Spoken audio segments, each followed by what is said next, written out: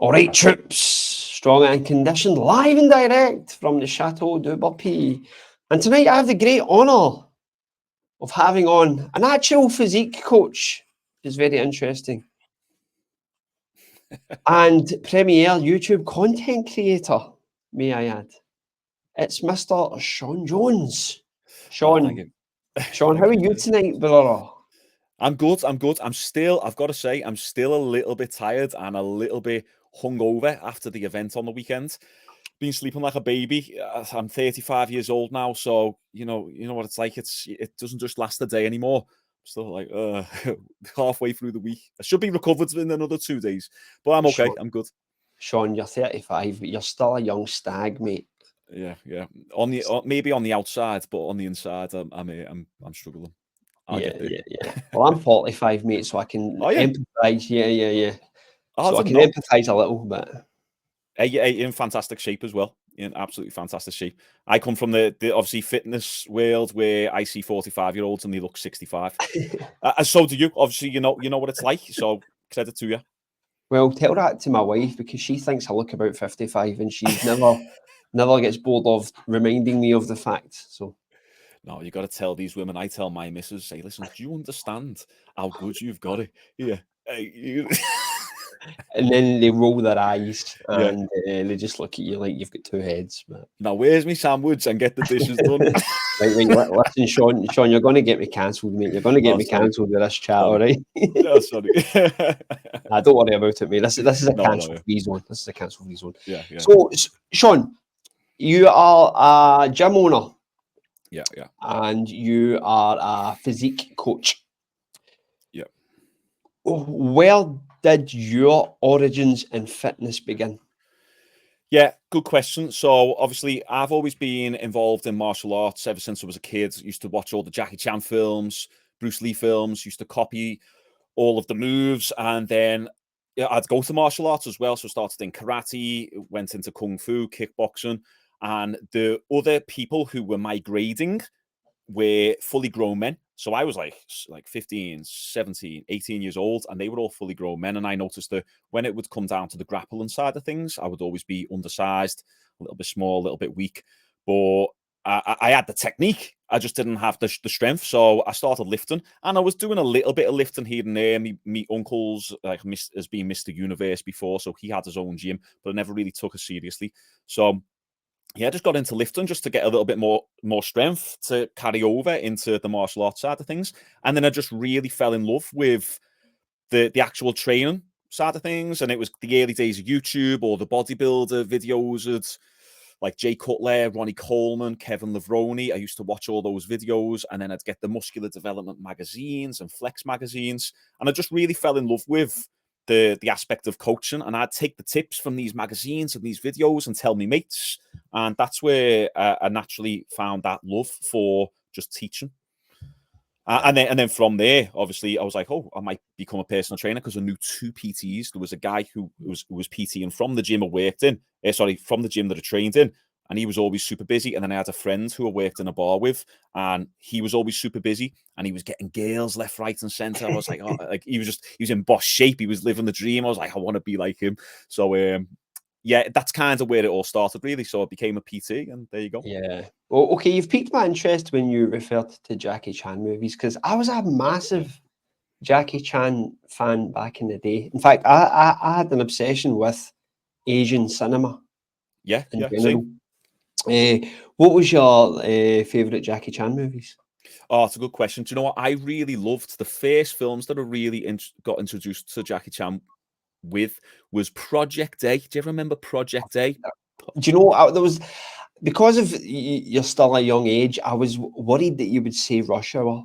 Oh, no. Myself, please don't say Rush Hour, Shaun. No. Yeah, I'm a massive Project A fan. It's one of my favourite Jackie Chan movies. Do you remember Wheels on Meals? Yes, Meals I remember. Wheels? Is Wheels and Meals the one where he fights Benny the Jet? That's it. Yeah.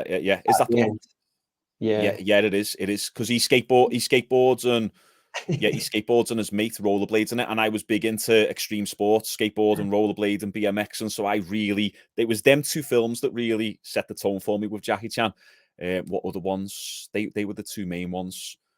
and obviously Police Story as well.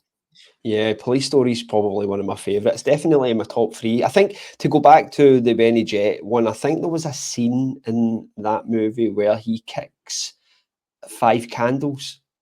Yeah, He I kicks remember that. Yeah, it's a flames spinning out. kick. It's a wheel kick. He goes and spins Yeah, round. I was so impressed with that. It was yeah, lush. and you always wonder how many takes it would have like taken Yeah, in yeah. order to complete that scene. Yeah, so that was What one of about the, sorry, that was one of the scenes that I used to. I'd set up all the cushions in the house and that, and I would practice frame by frame that scene on VHS. I'd rewind it a little bit, and I'd be Jackie Chan, and I learned off by heart all the moves. So yeah, that's like I was just that obviously took me into martial arts. Yeah, yeah? I loved it. Have you ever seen a Jackie Chan movie called The Young Master? Yeah, I'm not sure. I don't think It's so. early Jackie Chan. Early Jackie Chan. Really? Okay, yeah. Yeah. There's still quite a few, believe it or not, that I haven't seen. It was more so it was Bruce Lee and then Jackie Chan. I haven't watched his entire discography, and I need to. I still even haven't seen the Drunken Master all the way through. Like the Drunken, there's yeah, The first one or the second one? well both, yeah.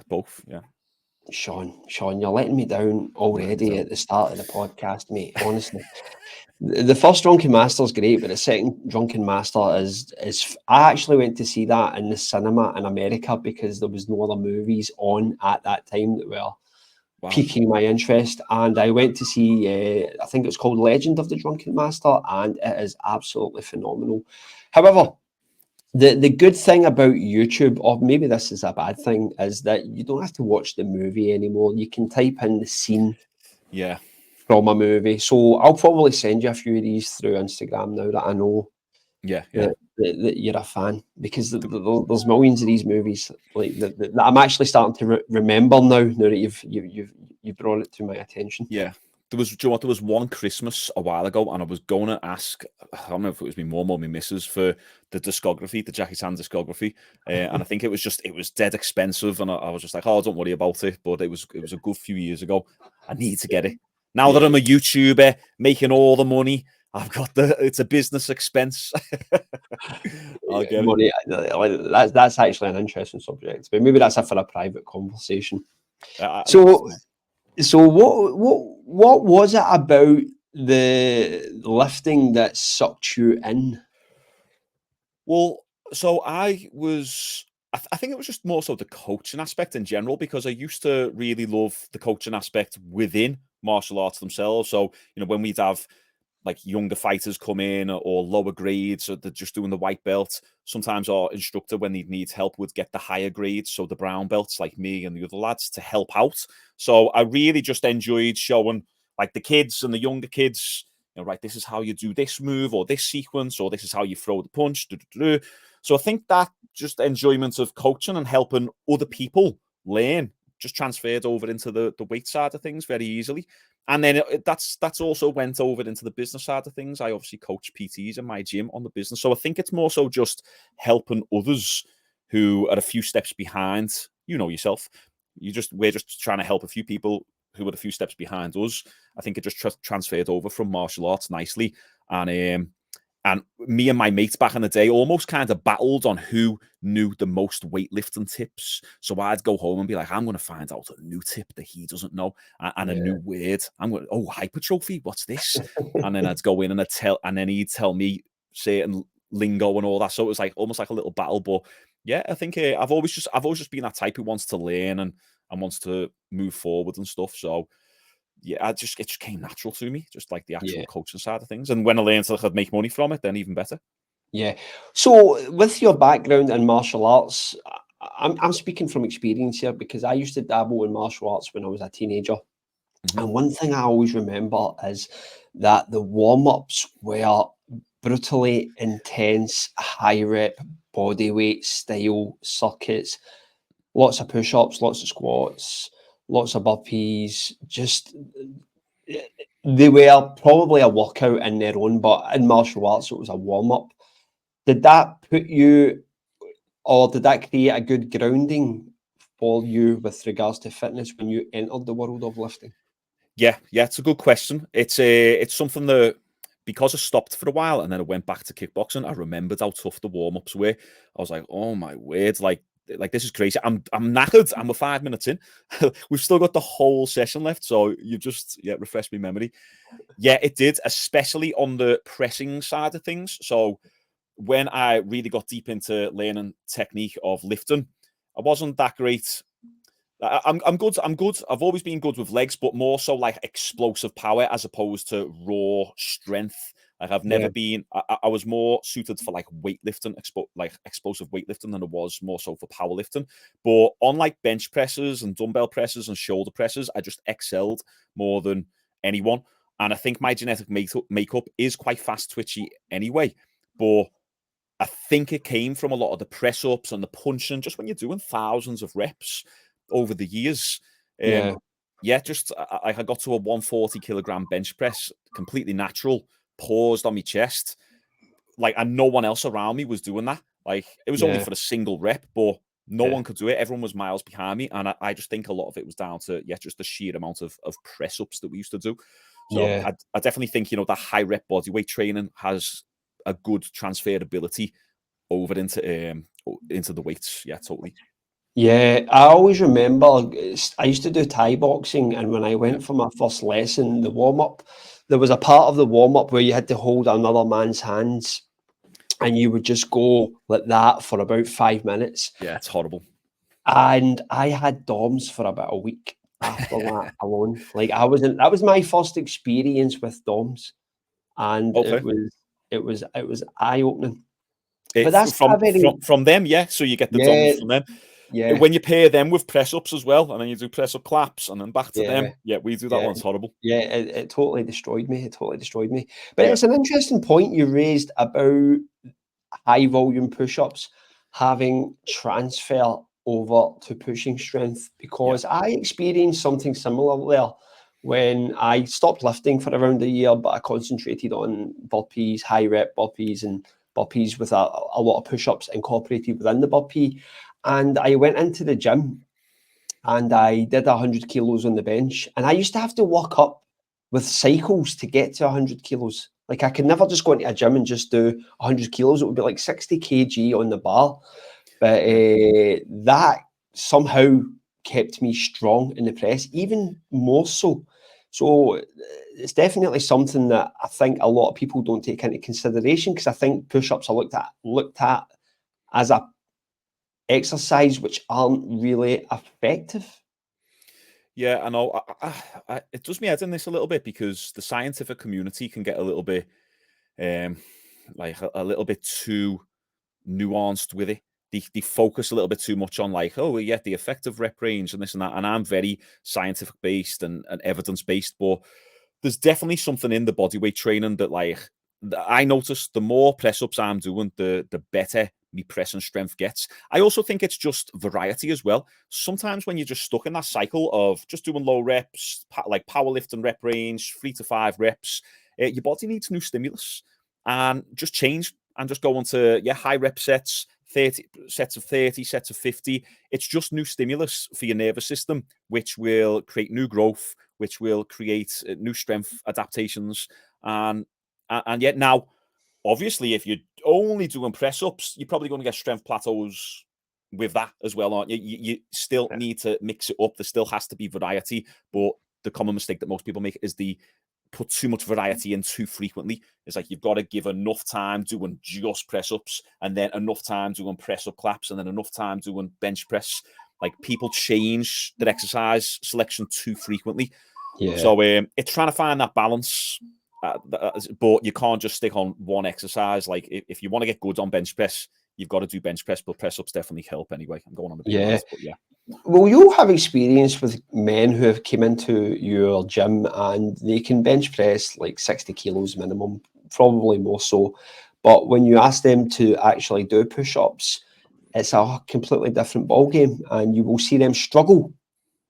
Yeah, well, do you know what? It's kind of the opposite, really. Our gym, although I do like my program, the Natural Physique Academy, it's helping lads build muscle, but the majority of my experience has been with like general population, and like a lot of just business owners, like between the ages of like 30, 55, who can't even do a press up. So we're starting from literally ground zero. like I have to get them on bench press, like a 30-kilogram bench press, because they can't even do a press up or even a press up on the knees. So it's like, right, okay, you can't even do a press up on your knees. We've got to start like bare bones. We've got to give you the girls' barbell. Right, it's time to humble ourselves. Got to give you the Toys R Us barbell, the Fisher Price. You're on the Fisher Price. Yeah, so I've got a lot of experience in general population, like going from no strength whatsoever to then having to eventually build up to a 60-kilogram bench press. In our gym, if someone's hitting like the first press up or the first chin up, it's kind of like a big celebratory thing. Everyone's like, yeah, wow, because it's such a big thing. We only get like intermediate to advanced lads in there, or girls, like on a rare occasion, maybe 1 in every 20 that are a bit more advanced. But the majority for us, people who are like high-level operators, business owners, but they've let themselves go over the years and they want to add more muscle, lose fat. I specialize more so in the muscle side of things. Yeah. It's funny you actually mentioned the chin up, because that's a whole different ball game. I think the chin up's one of the hardest bodyweight exercises, or one of the hardest exercises in general to get people to perform. I mean, because there's a lot of thinking that goes into that. You know, with weights, there's a lot of stability involved, particularly when you use machines like free weights to a certain degree. But when it comes to body weight, particularly chin up, that is a journey. Yeah, and most people don't chin up properly as well. So they'll chin up, and only if you so this is a chin up, that's a pull up. Most people will only go to like there or there. Like a chin up is chest to bar. Like a pull up is chin over bar, but actually doing a chin up, getting that final lock in is like extremely difficult. So it's a lot of core strength as well. People underestimate. Usually when people start doing the first chin ups, the next day they say, "Oh, my abs are killing." I'm like, yeah, because without your abs, your spine would pretty much snap in half doing a chin up, because they stabilize your core. Like you feel, people always say, I had a client in today who's going, my abs are shaking when he was just doing banded chin ups. My abs are shaking. I said, yeah, it's because you use your core so much when doing them. So if someone's able to get a chin up, especially even a girl as well, because they struggle with a little bit more upper body strength, it's a big thing. Yeah, it's funny you mentioned the core aspect, because I read a guy, or I know a guy called Jamie Lewis, and he does these, I wouldn't say crazy workouts, but he thinks outside the box. He breaks boundaries in some respects, and he's like, when he does a workout, he'll say something like, do a 60 minutes of chin-ups alone, just 60 minutes of chin-ups. Yeah. Okay. And most people would, like, that's not a set format. Most people just couldn't fathom that idea. Yeah. And I tried that workout once, and once again, it's another DOMS nightmare. But I had excruciating DOMS in my abs for about a week. And when we look at the scale of DOMS with regards to body parts, everyone knows the legs are like really bad DOMS, because like, when you're moving them, it's a big muscle, so there's a lot of pain over that mass. But abs DOMS is something else completely. Oh, it's horrible. I remember doing an ab wheel, and it was the first time I'd ever done an ab wheel, and I had DOMS for 11 days. It was my personal best of DOMS. I counted everything. I'm like, it's 11 days in, and my abs are still hurting. You know, it's funny you say that, because I did something similar. I was on a personal training course years and years ago, and before I went on it, about 2 weeks before I went on it, I broke out my ab wheel and did like 20 ab wheel rollouts. Yeah. And my lower abs were like, they were gone. And it was 2 weeks of DOMS. And I says to a guy in the course, I says, my abs have been like completely fucked for 2 weeks after doing this ab wheel rollouts. And he went, you've probably injured yourself. And I thought, he's probably fucking right, man. I was like, it was excruciating, absolutely excruciating. Yeah. So when you began your lifting journey, what was the actual goal? Was it performance-based to tie in with the martial arts, or did you start to go down that physique rabbit hole? Yeah, they've always been like, they've always been both there, both goals. Like it's always been synergistically with one another. But yeah, I got deep into the lifting side of things, and I was like, I'm really enjoying this, and I got addicted to trying to get bigger, because I've just always had bad genetics. I don't want to be that guy who like uses it as an excuse, genetics. But in terms of just like muscle insertions, I never really had the best genetics. So I was always powerful, very explosive, but it just take me forever to build muscle. Not to mention back then, there was no resources. As I say, you had Flex Magazine and bodybuilding.com. I mean, did you ever go on bodybuilding.com? No, I was a bit older then, but the Yeah. magazines were something that I read a lot. Yeah, there was just a lot of like bro science on there, a lot of stuff that only works for bodybuilders if you're absolutely slamming the gear. So it's like, right. So I'm doing like these workouts that just weren't the best for someone who's natural with bad genetics. So for me, it was a quest of trying to figure out, like, right, okay, what actually works for people who haven't got the best of genetics. What works for people who are natural. So then I started going to seminars, learning like, okay, who's the best in the industry? I don't know if you know Brad Schoenfeld, like people like these, Eric Helms, these people who are at the forefront of the industry behind sports nutrition, strength and conditioning. And I just really, because I just didn't want to be that skinny kid. I'll give you a little mini story. When I was 18, and this is like deep into my martial arts journey, going into competitions, like my girlfriend had come and watched me fight and spar, and I was really good, especially at that time. Get me leg right up there. And this was near the end of our relationship. We are walking down the street, and she says to me, I'm walking my dog, and she goes, "I feel like if someone attacked us right now, you wouldn't be able to protect me." And I was like, stab in the gut. And I was in disbelief. I was like, wow, you've seen me like going to kickboxing competitions, fight men twice the size as me, like 2 stone heavier than me, this and that, and like hold me own and like beat them up if you like. And then you still say that. And then funny thing is the relationship ended like a few months after that. But it was that kind of stuck with me that like, wow, I can actually be a really good fighter, but it's the perception. It's like, I know people out there who can't throw a punch to save their lives, but they look tough. And people will probably not get into a fight with them just because it's the perception. It's like, wow, so I've got all the ability and none of the actual perceived toughness. So for me, it was about that. It's like, I don't ever want to be in a position where I'm picked on, bullied. I was bullied a little bit in school. So it was like, right, okay. But I held my own. Like, I had those fights and dealt with it. But like, for me, bad to think that. So that kind of stuck with me, and I was like, right, time to try and get a little bit of a physique now. And and then any time that I went through a breakup, because I'd had like a few more breakups after that, it was like, right, fuck you, bitch. Are we allowed to swear on this? Are we allowed to swear? Yeah. It'd be like, right, fuck you, bitch. I'm going to show you what you're missing, type thing. You know what I mean? Like, doing more kickboxing isn't going to be a middle finger to my ex. But getting in fantastic shape and being on a night out and having a little hottie grab me chest is, you know what I mean? Oh, you do lift. Oh, that's nice. Oh, you've got abs.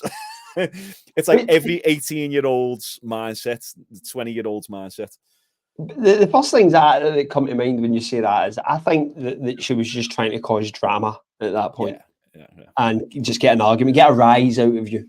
And women know how to do that, right? Let's be honest, women know how to get under a man's skin.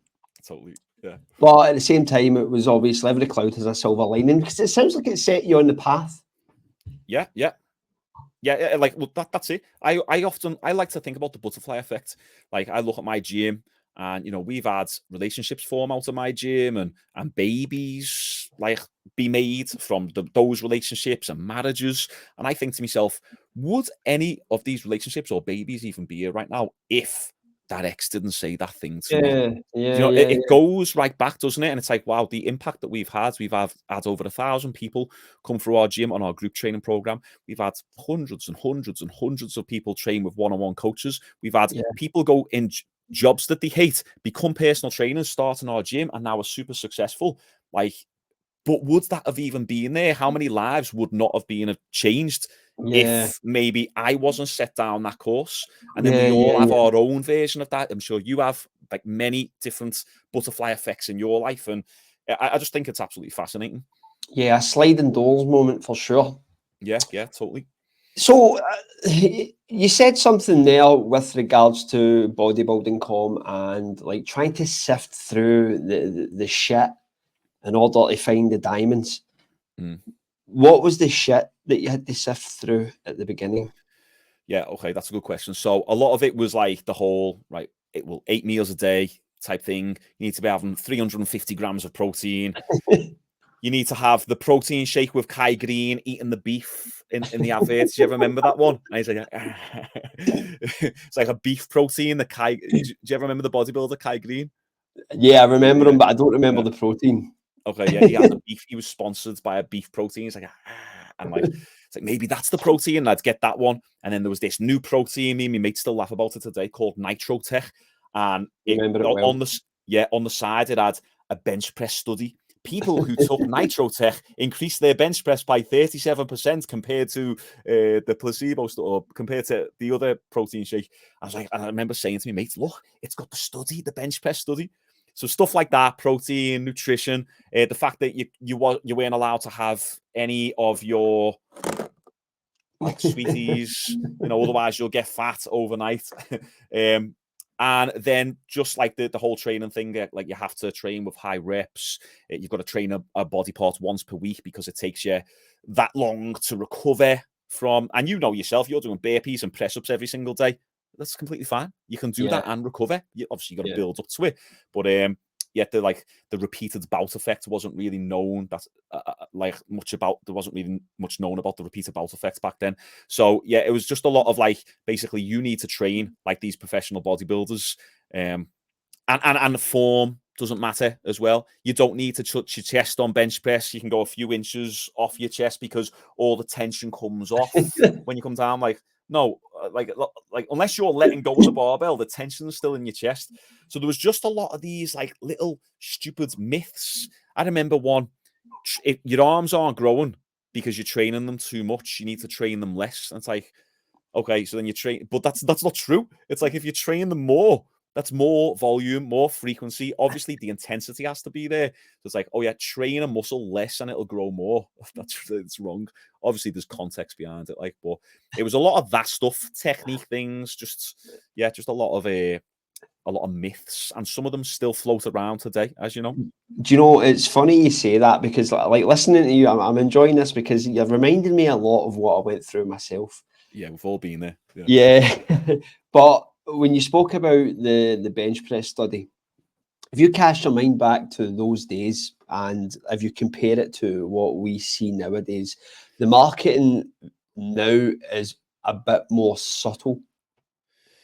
Whereas back then, because it didn't really have the internet or the exposure of the internet to put forward the claims, so they would put it through the magazines, and you would see like a top level bodybuilder who would probably eat like a ton of carbs or something like that the night before, and they would get the before picture and they would be bloated, they would be really extending their gut forward.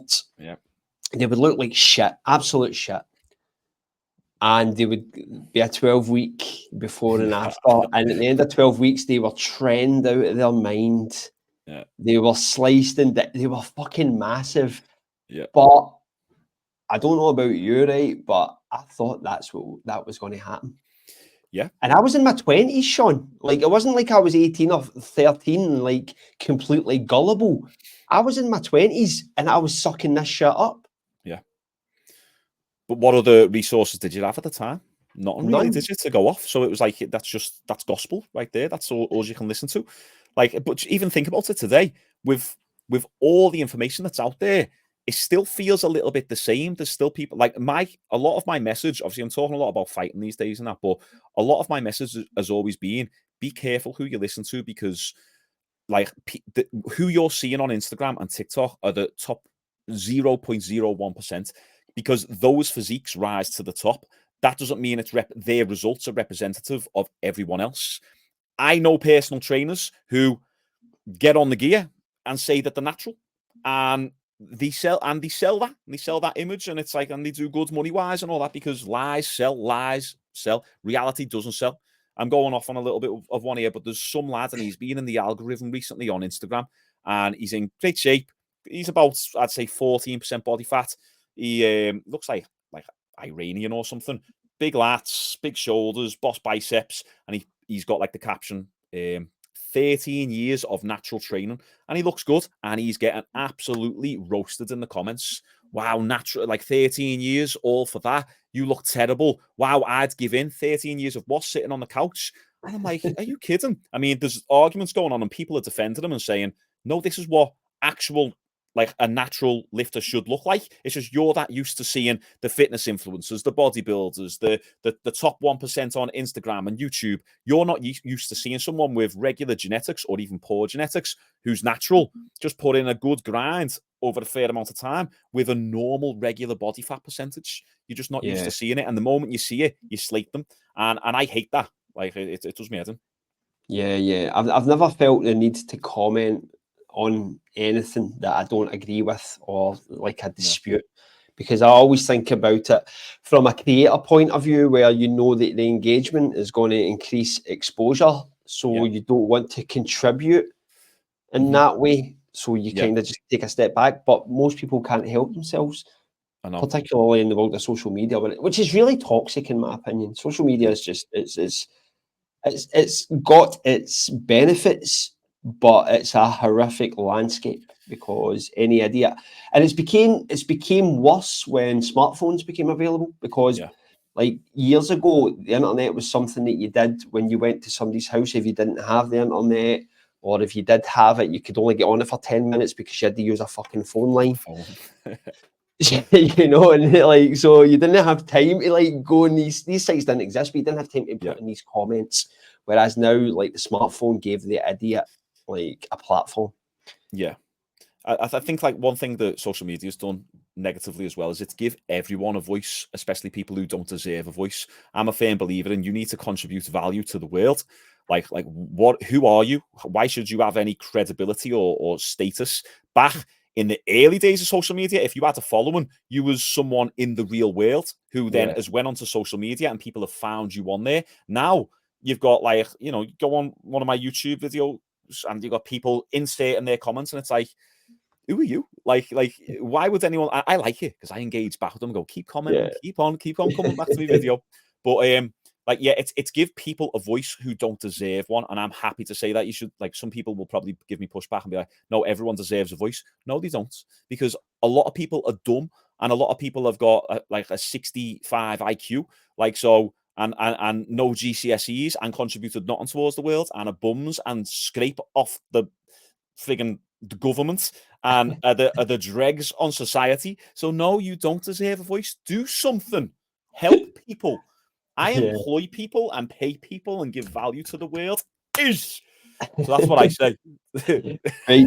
So Shaun, like, what was the time, or when did you decide to make the transition from like someone who trained to become someone who like coached? Oh, right. Okay. So yeah, when did they make the transition from just training to coaching? Yeah, it was 2011. It's 2011. I was speaking to my mate in the bar, and he just said you should become a coach. And he was obviously living the dream. And I was just like, okay, yeah, so I'll do it. So I researched online, found Premier Training. It's I don't even know if it's still about now, but it was I remember it. Oh yeah, okay. So it was £3,500 for a 6-week course, which is absolutely awful when you think about it. How are you going to be qualified to train people after 6 weeks? And the little analogy for anyone who's interested in becoming a personal trainer out there that I like to use is, imagine you're doing your driving lessons, but on your driving lessons, all the instructor does is teaches you about the engine. So, right, lesson 1, you open up the bonnet, right? This is the piston, this is the belt, and you do that for 6 weeks. Then you get your qualification. Then at the end, now you have to sit in the passenger seat and coach other people how to drive. It's a completely different thing. You're like, what do you mean I've got to coach people how to drive? I just learned about the piston and the cam belts and this and that. So so getting the PT qualification is just giving you the ability to just like give you the thumbs up that you're allowed to do it. Then it's a whole different world of actually coaching people. So yeah, I kind of went off on a tangent there, but what was the question again? Sorry. Like, when did you decide to make, like, you've answered the question ultimately. When you're mating the bar, were you working in a bar at the time? Yeah. So that's another thing then. Yeah. So it was 2011. I stumbled around trying to find a few gyms for a bit, and I found a private gym.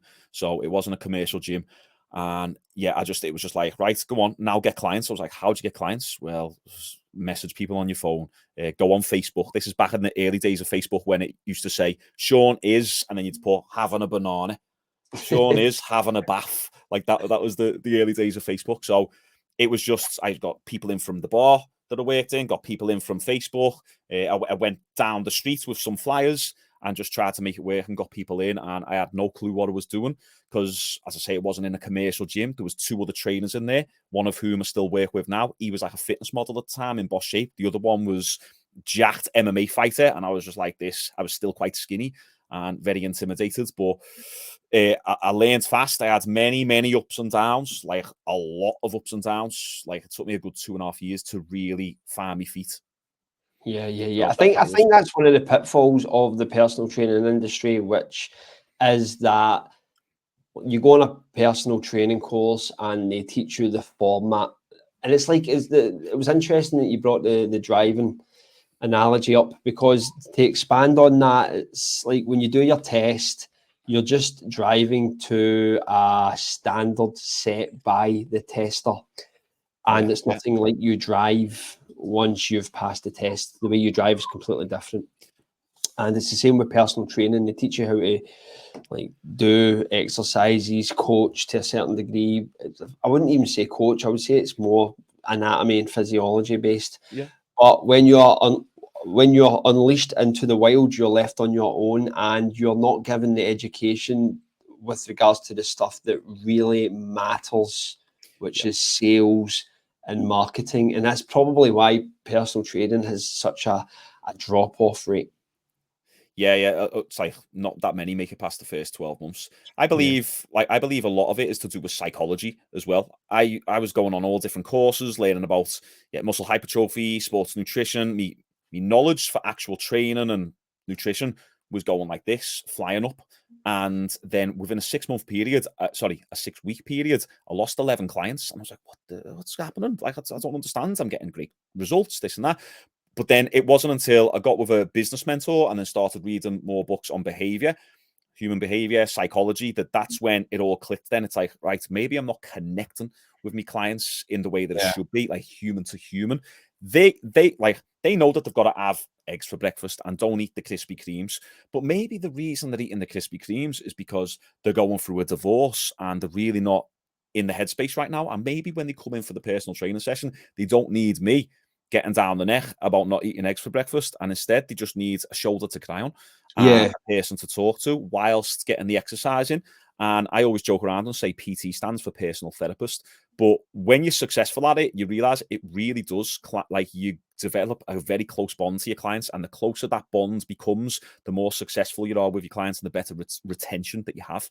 So I think that personal training is ultimately defined by personality, because we've all been in that gym environment where we see that PT who's really successful, but their knowledge and their style of training is considered shit. You're seeing them doing these wacky things and they're not really productive, but people flock to them. And the reason they flock to them is because they like them. Yeah. They like to talk to them. They like to talk about their lives. They like to have someone that's going to listen to their issues or just the way things are going. And that's why they gravitate towards them, because ultimately humans are social in that respect. Yes. And if you can make someone walk out a session feeling good, not feeling beat up, but feeling good and feeling like they've accomplished something, then that's the thing that's going to define the whole experience, as opposed to you like being on their case. How much carbs have you ate today? Like, for example, I know someone who has just hired a personal trainer, and I was speaking to them, and they are going on a caravan holiday. And they've just started PT, and their PT says to them, I hope you've meal prepped. And I thought, who the fuck is going to meal prep for a caravan holiday with their kids? That's awful. That's terrible. It's absolutely Let them have some fun. Yeah, absolutely. But I mean, that's what it's like. It's like, you must, because that's what I did, and that's why I got results. And we know that sometimes to get the crazy results, you need to be super disciplined.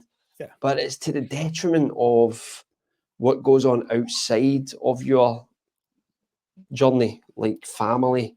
Like, how are you supposed to meal prep when you've got like 3 kids? I don't get that. That's something I've never been able to get my head around. How can I meal prep when my family want to go to fucking like Frankie and Benny's? Yeah, you're totally right. You just say no to your kids. Like, it's stupid. Maybe you can go to Frankie and Benny's and just make a better choice when you're in there. Don't get the triple cheeseburger with the bacon and the crazy chips and then the dessert. Maybe go for like a chicken wrap or something. You know what I mean? I And know, then but a Shaun, little that's bit why of... you go to Shaun, that's why you go to Frankie and Benny's, mate. I know, I You agree. don't go to Frankie and Benny's to have a fucking salad, mate. Well, I know and I'll tell my clients that. I'll say, go on, after ice cream, after burger, just don't beat yourself up about it. Right. So one thing I've always wanted to talk to you about, Shaun, is your content creation strategy, because that's how I discovered you. I think I discovered you randomly, but I was captivated because I found you quite inspiring with the way you were presenting your content, because something struck a chord with me, because I create content myself, but I don't think I'm that good at it. And I thought yours was polished, but there was a rough edge to it. And it's kind of went like I know that your origins were fitness, but you've kind of went off in a tangent. What was your strategy with regards to going on that tangent? Well, okay. Well, first off, give yourself a bit of credit, Lee. Your content's good. Your content's really good. Most people's content's terrible, but you've built up a fair Thanks, few subscribers. So thanks, Shaun. I've watched a good few of your videos. They're really good. It's just that you've got a niche, haven't you?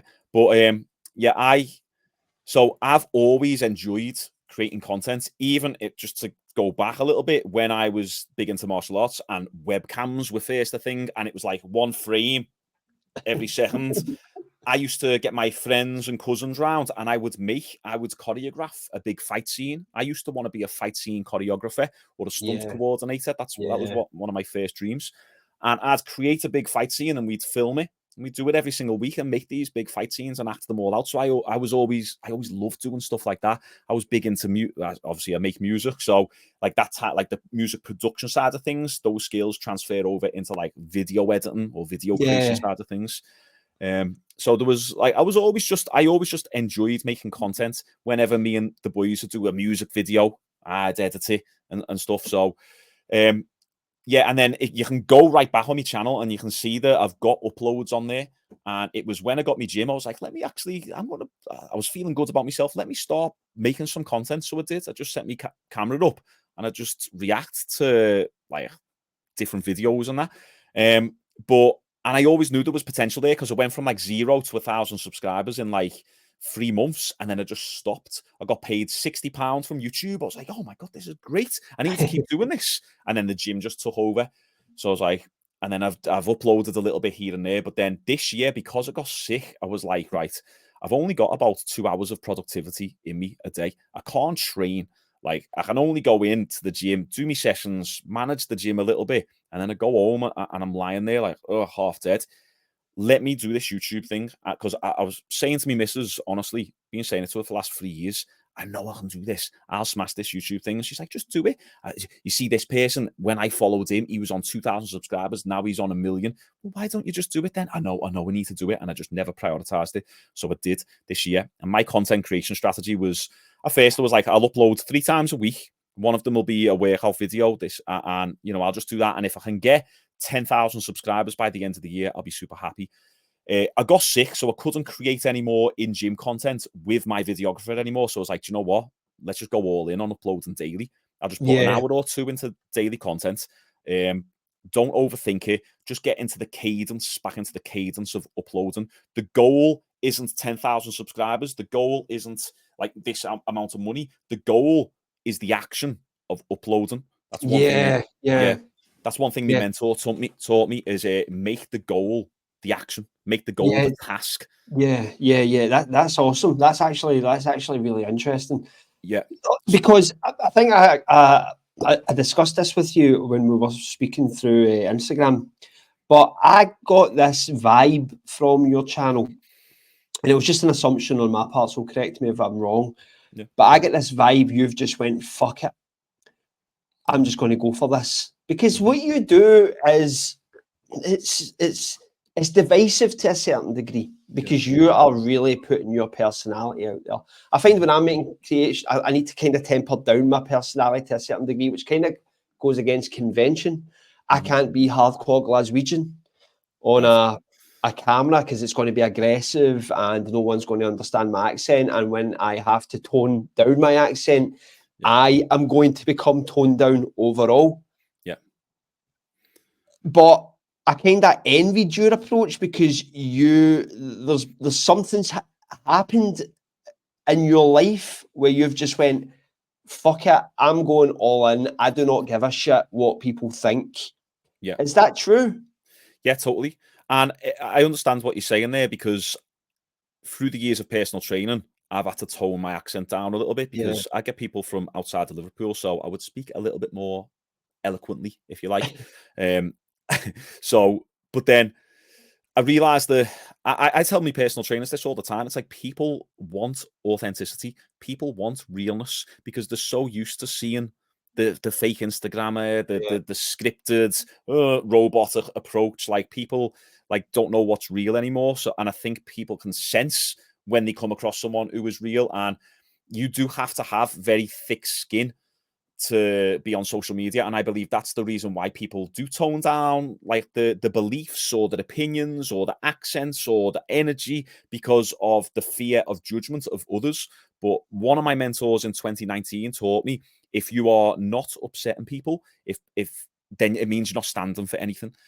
So you need to stand for something. And that didn't really hit until 2023. And I was like, let me do this. Let me stand for something. What are my beliefs? And my beliefs are just my experience. That's it. Like, and I know there'll be people out there who resonate with me. And if not, do you know what? I've had a laugh in the process. But I have changed my content strategy multiple times over this year. I start like I go long form, then back to short form. I do reaction videos. I'd edit it this way. I'd edit it that way. I do it non-scripted. I do it scripted. And then I finally landed on this format that is proven quite successful. But yeah, I just thought, fuck it. Like I've said it long enough. I like my gym got closed down through COVID. I didn't earn any money. I wasn't personal training anyone. I didn't earn money for a good few years, and my business is only just finding its way back to its feet. And now, like 3 years later, and I'm angry. I've got like a chip on my shoulder. But the good thing about anger is it can be channeled. Whereas when you're sad, you can't channel sadness. So there's one thing that makes me angry in life, and that's not being able to get my work done. That's it. So like if me missus comes in now, like it gets to me because I'm just like, I want to do my work. So like for me, it's just kind of about channeling that anger and that energy and that aggression into like, right, fuck you, anyone. And I love it when people doubt me as well, because I'm like, right, I'll show you. I will show you. I can't fight right now. I can't train right now. I'm getting out of shape. I look in the mirror and I'm like, oh my God, I'm embarrassed. Sorry, I don't like to blaspheme. So I channel all as much of me energy into the YouTube as much as possible. And yeah, it's obviously working and resonating with people, and it's just helping in many facets of life. So yeah.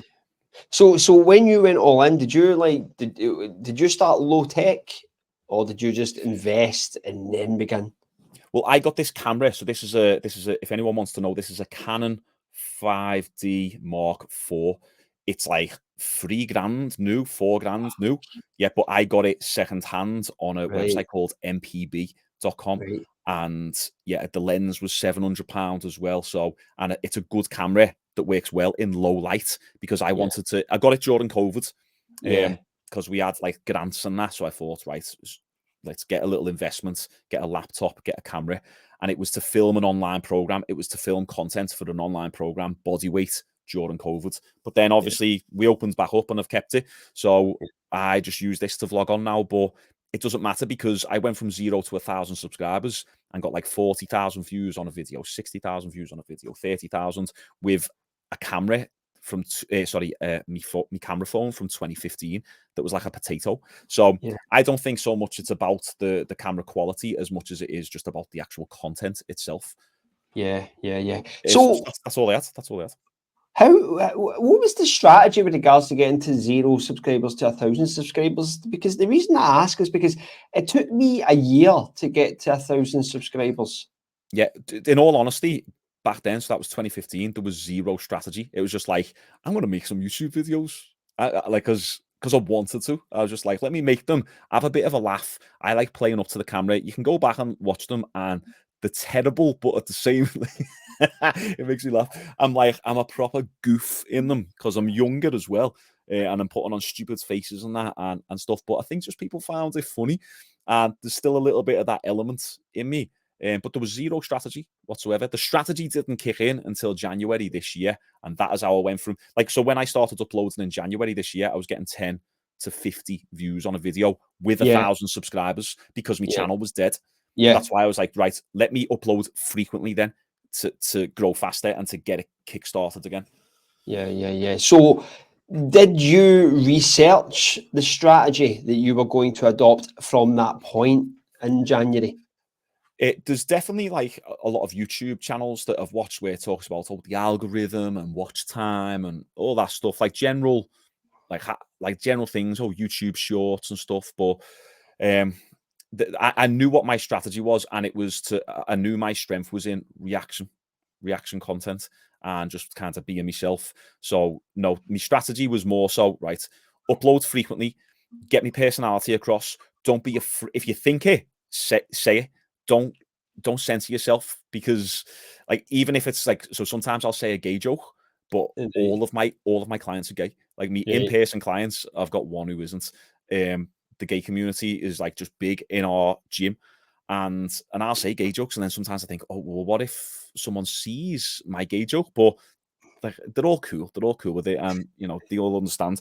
But I was like, no, if I, and then sometimes me missus, when she used to listen to me old videos, would be like, oh, you've got to be careful, you said the word bitch there, and some of our clients might hear it, and that kind of threw a spanner in the works to stop uploading. I was like, oh yeah, what if some people from the gym see me videos and being silly? I'm meant to be this big gym owner and professional now. Like, come on, I can't be on YouTube acting like an idiot. So for me, it was like, just do exactly how, like, don't filter anything. And I still would filter, but it's like really trying to remove that filter and just put yourself out there. So that was kind of the strategy, and just upload frequently, and then also test and experiment. If something's not working, if I'm not getting any growth and the views are just stuck on 1,000 or stuck on 2,000 or whatever it is, then something's not working, because there's no growth. It's consistent, but there's no growth.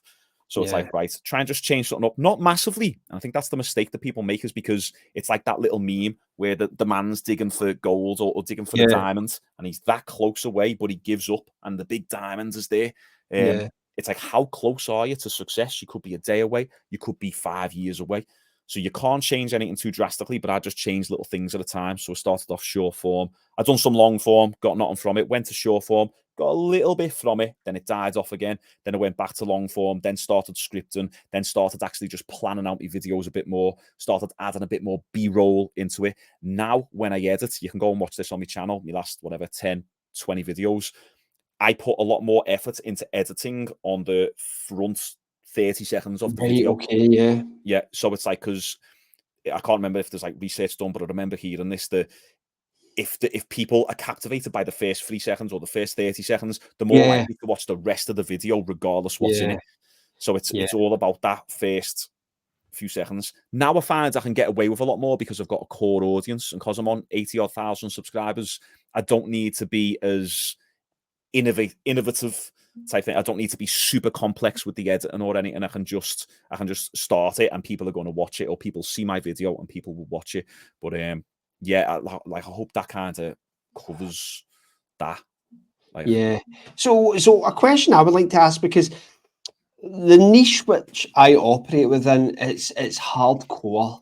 Like the burpee niche is super hardcore, and I see a lot of burpee guys. They're trying their hardest, but their channels are stagnant. They're just kind of stuck, and their content's probably not the best, in the sense that it's a lot of one take workouts. What are 3 actionable tips that you would give to a hardcore niche like the one I operate within, to give their channels a kickstart? The first one that comes to my mind, right, is parallel markets. So imagine this, like, let's say a girl's got a lip gloss channel. It's not a makeup channel, it's just a lip gloss channel. So that's the niche. It's like, if there's people interested in lip gloss, if there's, like 1,000, whatever, 10,000 people who are interested in lip gloss, she could also start talking about eyelashes, and she can also start talking about foundation. And the chances of those people those 10,000 people being interested in the other things are going to be quite high. Because if they're interested in this niche of lip gloss, they're also going to be interested in yet the other things, because lip gloss falls under the umbrella of makeup. So my point that I'm getting to is the burpee niche. It's very, very niche, but also if someone's highly invested in burpees, they're probably highly invested in calisthenics or, you know, muscle ups and chin ups and weighted chin ups. Like there's going to be a lot of parallel markets or parallel niches, should I say, that like, I mean, really, are people going to hate on your channel if you start getting some calisthenics in there? It's like, it's the same thing. It's like, obviously, I love the way you do the prisoner burpees. Like, I've never really done them before, where you do that, what's it called, a pump? Yeah, the gut punch. Yeah, the gut punch. Yeah, that's them from the prison, did it? Yeah, I think it was like what I've heard is, I don't know for sure, but Mexican prisoners would do that so that they could like toughen up their abs in anticipation of a stabbing, so to speak. That's awesome. So like it like if someone's interested in burpees, chances of them being interested in like chin ups and muscle ups and handstands and all sorts, like gymnastics. I just believe there's a lot of crossover with audiences. Like I could start a press up channel. It's just exactly the same as you start a press up channel, but like even people who are only interested in press ups would probably just get a little bit fed up of just watching my press up content. So if I just was to mix it up a little bit here and there and start doing like different challenges, or, you know, press up athlete tries his first muscle up, you know, something like that, and start just venture out a little bit, I'd keep the core. And then maybe this is the second tip. I'd keep the core as burpees. Maybe let's say you was uploading 5 videos a month or 4 videos a month, is just make one of those videos something different. And then the next month, maybe 2 of those videos something different, and you gradually start turning it, just gradually. As I say, mine started off purely fitness. Now I'm purely fighting. But it was kind of gradual to the point where I can still go back onto a fitness video and people enjoy it because I've still got a fitness audience there. So like they're the main things off the top of my head. And then also, I guess, upload frequency. So I think I said to you in the DMs, unless you can upload something of like super, super high production value, where you're competing with these other channels that are really high production value, that will allow you to get away with posting less frequent. But obviously, if you want to grow your channel, frequency is a really good idea to do so. So it's like, okay, well, how frequent can you post a video that's within a super niche? So by branching out a little bit, it'll allow you to post more frequently and therefore build a little bit more. And then I've got one other point as well. Do you upload YouTube Shorts?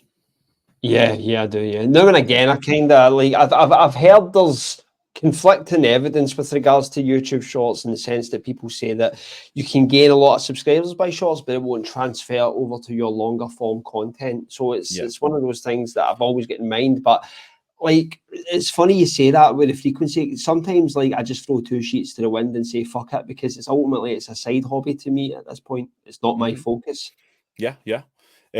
Well, so first off, on the YouTube Shorts, my experience was I got quite a few videos start popping off on YouTube Shorts, and I went from 1,000 subscribers to 20,000 with YouTube Shorts, but also whilst uploading the long form content as well, like 3 to 7 times a week. But I was still getting like 40, 50 views on my long form content, whilst I was getting 5 million on, or was it like 3 million on my YouTube Shorts, and then 1.2 million, and then 400,000. Like I hit like 5 million monthly views on my channel, and my long form content was getting 10 to 50 views. And then I noticed them after I stopped uploading shorts, and I just started only doing long form. I was getting no views. I'm getting like 200 views, 147 views, 300 views. I'm like, damn, like, so like none. I believe I've got 20,000 subscribers on my channel who are just dead and only subscribe to me for the YouTube Shorts. So I would, great for growing your channel faster, but it depends. If you want to actually earn a little bit more money, build more trust with your audience, have a more loyal subscriber base, I believe just go all in on whatever on the long form. And so that's why I never upload any YouTube Shorts now. It's just all long form, because that's what I want to grow. I think long form's more rewarding. Like, it is. From a creative point of view, because I've always thought that to create is to suffer. Like, I'm sure when you go through the creation process, when you're editing, I may be wrong, correct me if I'm wrong, but it's not enjoyable. You're sitting in front of the computer, you're doing a lot of clicking, you're just like, fucking hell, man, and you're just having, and then you're also having to create and think. It's a painful process. But once that video is uploaded and you start to see it's getting a bit of traction or feedback, it starts to feel there's an almost drug-like quality to it to a certain degree. But it's super rewarding, it's super rewarding. Yeah, but that's been absolutely riveting. So I'm really thankful that you shared that information, and hopefully a lot of my viewers can get a lot of value from that. What I would like to also add before we wrap up is your channel has grown up. It's blown up exponentially. Yeah. Which must have you thinking to a certain degree. Where are you going from here, Shaun? Just more growth, as I said, like, I started this year thinking to myself, okay, if I can maybe get 10,000 subscribers by the end of the year, that'll be crazy. Like, that'll be so. I mean, I've already surpassed my targets, and like, I just genuinely do it because I love it and for the fun of it. I have fun, like, uploading content and reacting and saying stupid stuff, and I genuinely love it. I can see how this could actually become a career, though. Like, my gym does good, I've got my online program that does good and all that, but like, YouTube's like, it's brilliant. It's obviously, it's not a great career choice to just completely depend on the AdSense, but so for me, it's just like, just keep going, just make sure I stay grounded, keep connecting with my audience. My ultimate goal really with the channel is to be able to get back into training and get a fight booked and document that process. And I just love documenting. I love watching back. I'd done a vlog yesterday or the day before about the Misfits event on the weekend, and watching it back with me cousin, I'm just like, I love that. When we went to Ibiza, I'd done a little vlog. I love looking back on memories and just going, I had a boss time there. So I want to use my channel for that. I love the reaction content, but for me, I want to start documenting more of my life. So that's kind of and I also want to give back and help people, in business, in fitness, in fighting, and just be able to help people. Yeah. Do you know what? It's funny you say that, because I mean, you're a father. I always look at it in the sense that you're always going to have something there as well for your kids. Yeah, it's true. It's going to be documented. Not to sound like doom and gloom, but you know what I mean. It's like it's legacy. Sorry, bit of legacy. Yeah, it's our generation's photo album, so to speak. Yeah, because I always remember going up to my gran and grandpa's, and they would have a photo album, and I would spend hours just going through this fucking thing. Yeah. I remember speaking to. I remember my grandma and granddad showing me like a video with no sound. It's like, there's me in the street as a little kid, and I'm like, when's the sound and the color coming on? It's like, it's a shame, really, because like, but yet now our kids can see this us in this manner. But maybe my kids will have to wait until he's 18. Like, yeah, was that filmed with one of the big fuck off VHS camcorders? Yeah, on the shoulders. Yeah. Right. Listen, I'm going to wrap this up, but before we go, I need to ask you a quick question. Right. Totally. Yeah. Who was your favourite fight coordinator? Like fight scene choreographer? Well, I don't really know any in terms of like outside the actual fighters themselves, but Jackie Chan is up there just because of how innovative he was. Like the way he mixed like fighting and comedy and like the actual, like he done wushu. It was wushu, wasn't it? Or Wing Chun.